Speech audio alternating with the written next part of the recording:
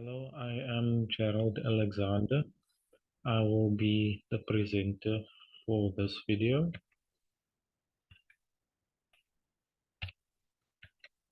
So we will first look at CAPS genre-based background. So the CAPS document for English home language for senior phase states that firstly, under reading and writing for the grade 8 learners, learners must be presented with poetry and key features of poetry, according to Term 2, Week 7 and 8.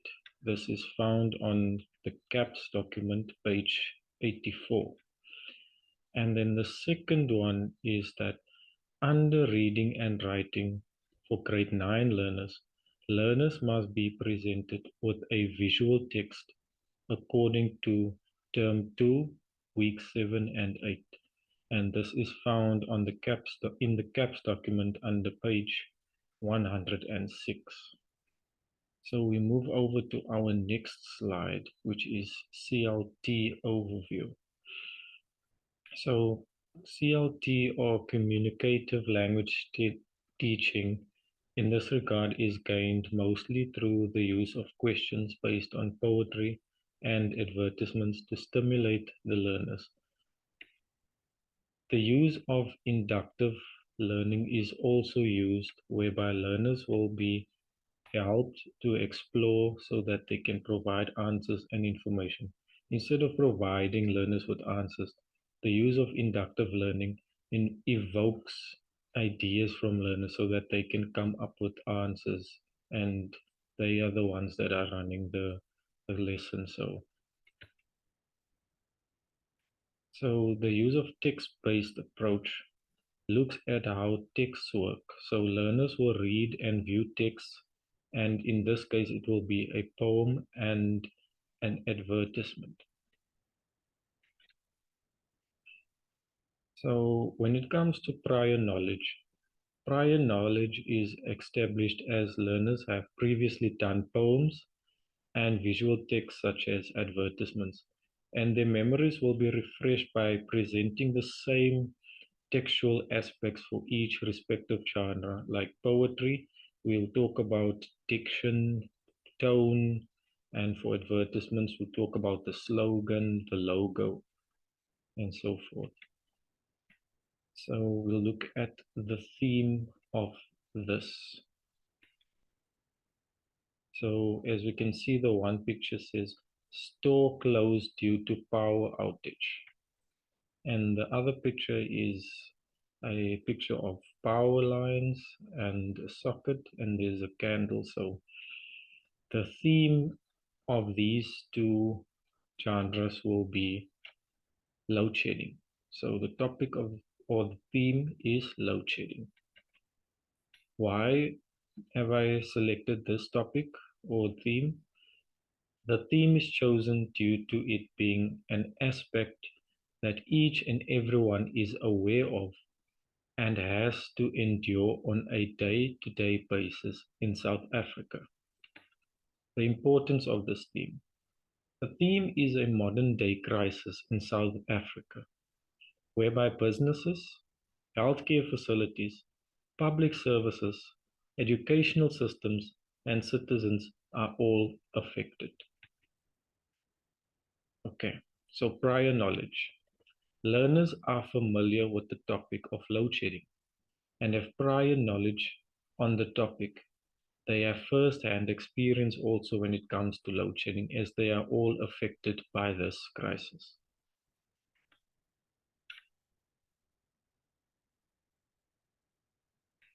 So we will look at poetry and the elements of this genre. The first one is poets and their times. So poets reflect the events and ideas of their times through poetry. If a poet grew up during the events of apartheid or during the apartheid era, their work will reflect the events or ideas happening during that particular period of time.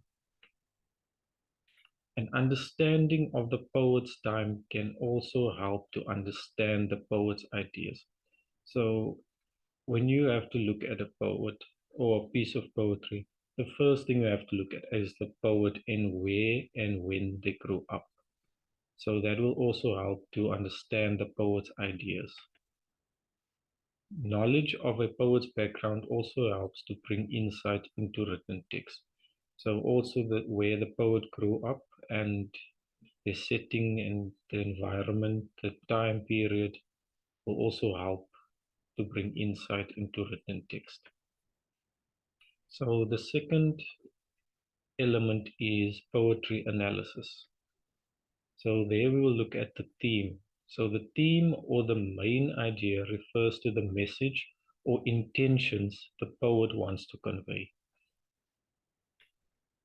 So the next one is form. So form refers to the way in which the poem is written or structured. Poems consist out of lines which are grouped together to form sentences or stanzas. Examples of forms include ballads, odes, and sonnets. So we'll continue. The next one is diction. So the diction is the poet's use of words. So it's the words the poet chooses or selects for the poem. So these words are used to create the mood or atmosphere. Jargon, slang, and repetition all fall under diction, which are the poet's choice of words. Rhythm. The rhythm refers to the flow of the poem. Similarly to music, the rhythm is responsible for the pace of the poem. Is the rhythm slow? Is it fast? And so the next one we'll look at is rhyme. So rhyme depends on sound. For example, mine, fine, and shine. These words that rhyme are also grouped as AA or PB depending on their rhyme. The meter is the number of stresses or beats in a line. For example, using words that have one, two, or three syllables. Tone. Tone shows the poet's views and attitudes. So tone is also used to evoke a mood or create an atmosphere.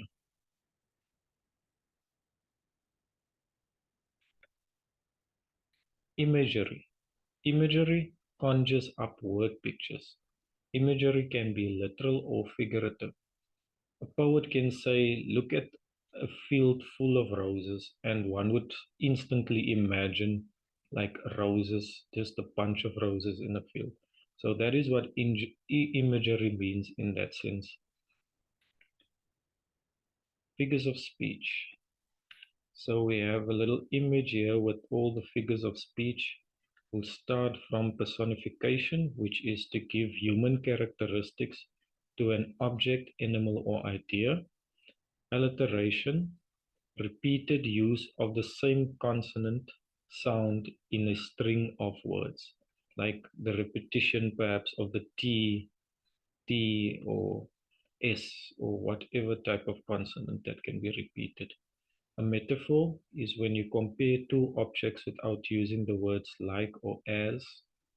Simile compares two objects using the words like or as. So there we have an example. He ran as fast as a cheetah to win the race. If it was a metaphor, he would have said he is a cheetah because he's so fast. So we have onomatopoeia, which is the use of word or group of words that mimics a sound, like the word bang or crunch or those type of words. So idioms.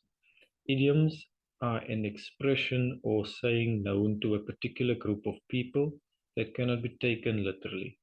We have an example. It's raining cats and dogs, meaning it's raining very hard outside. So the applied activity involves the poem presented, and learners will have to answer the questions that follow. So this particular poem was created by ChatGPT, and it reads as follows. In the heart of dusk, the city sighs as lights flicker low beneath dark skies. Load shedding's grip, a nightly thief, steals away our electric relief.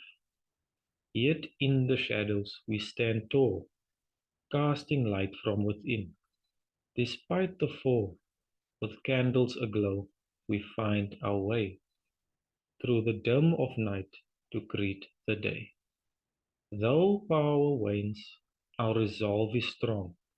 In the face of darkness, we still belong. For in each outage, a chance to see the resilience that defines you and me. So there will be a couple of questions for this activity whereby we have the first question, which is what tone or mood is presented in the poem? The second question is pay careful attention to the form. How many stanzas and lines do the poem consist of? As we can see here, there are three stanzas. Each stanza contains 4 lines. So if we have to count, it will be 4, 8, 12, 12 lines in total, 3 stanzas. And the third question is there any particular rhyme scheme? If so, what is it? So we could see from the beginning that there is a rhyme scheme. There is a AABB rhyme scheme, and then it continues throughout. So there's a rhyming couplet throughout the poem. And we have a fourth question. What is the figure of speech in line number 1? So line number 1 is in the heart of dusk.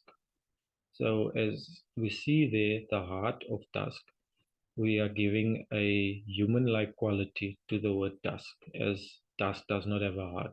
But there is also a second personification where it says that the city sighs. So the city cannot sigh, literally. So that is why that is also a form of personification. As we move on, we have the genre activities are contextualized as they all make use of the same elements. So, prior learning is obtained through the fact that the curriculum provides surety that the elements of the genre were already taught from previous grades. So, previous grades, we already find out that learners have been taught elements of poetry, and there are 6 levels of cognition. So Bloom's taxonomy is that little triangle. So the first one will start at the bottom is remembering. So learners recall relevant knowledge and information. And then the second one is understanding. So they make sense of the material that they have learned. And applying is the next step. So they use this knowledge and they apply it in their own ways in new thinking. So, and then we have analyzing. So the breaking the concept into parts and understanding how each part is related to one another. When we look at poetry, for example, they use the knowledge that they gained to analyze poems, and they can do so using that same knowledge on different types of poems. So the next step is evaluating, which is making judgments based on a set of guidelines. And then the final step is creating, which is putting information together in an innovative way, meaning that one day when they'll be able to create their own poetry and design their own poems. These levels are all important as they allow learners to remember how to analyze poems and one day be able to create their own poetry. So those levels of cognition are very important as they start with remembering, gaining knowledge, and then finally one day applying knowledge and creating their own types of poems in this case.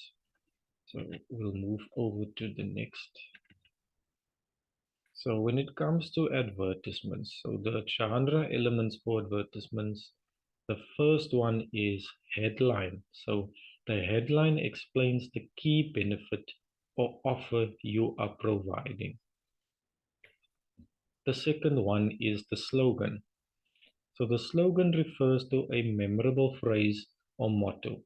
For example, when you look at the company Red Bull, their slogan is Red Bull gives you wings.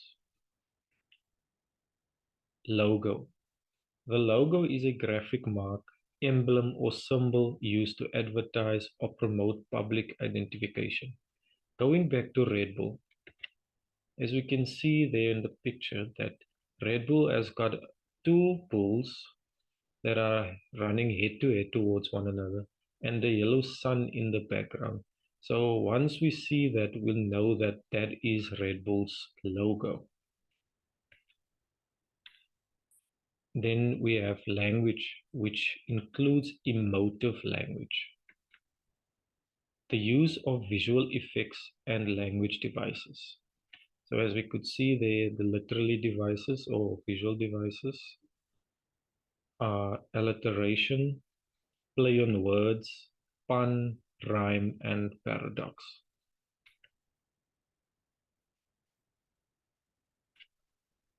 And the applied activity will be to analyze the advertisement. So we have also questions. So the first one reads, which franchise is being advertised? So we look there and we see that Wimpy with its nice burger in the background is the franchise that is being advertised. So the second question reads, what is the slogan of the franchise? Unfortunately, the advertisement didn't have the slogan, but Wimpy does have a slogan, so I had to include another picture.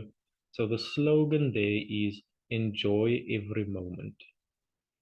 And then the third question is what is being advertised? So we have a burger and chips there, so that will be the answer to number three. The caption, we won't leave you in the dark, refers to load shedding. Explain how this makes the franchise reliable. So learners will have to think long, think hard, because they will have to compare the service of Wimpy to load shedding and contrast the two. So how do we know that the franchise can perform cooking duties even when it is load shedding? So there we have a little sentence with an arrow, and it says there, our generator keeps the lights on and the grill hot during load shedding, meaning that load shedding does not stop the cooking process. As we move on, we have the same as before, where we see that genre activities are contextualized as they all make use of the same elements. So all advertisements must have a headline, must have a company or slogan, a logo, and all of those type of elements to make a successful advertisement. And then we have prior learning, which we discussed is also obtained through the fact that the curriculum provides surety that the elements of the genre were already taught from previous grades. So we know that the 6 levels of cognition start from the bottom, which is remembering, understanding, applying, analyzing, evaluating, and creating. So these are all important because they allow learners to remember how to analyze and understand advertisements, and one day be able to create and design their own advertisements. So in conclusion, all genre-based texts are important. They help learners to firstly gain knowledge, and this knowledge is applied in future, whereby, for instance, they learn about poetry, they learn about elements of poetry, and then one day they can apply this and create their own poetry. Poems and advertisements are only created by once understanding the elements of the respective genres. So as previously mentioned, that you can only create poems, advertisements, if you are exposed to the elements surrounding those poems or advertisements, knowing what type of poem you want to write, knowing what type of advertisement you want to do, and all the elements surrounding those type of genres. So, and finally, we have questions. So if there are any questions, I will be available to answer any questions. And then we have our reference list.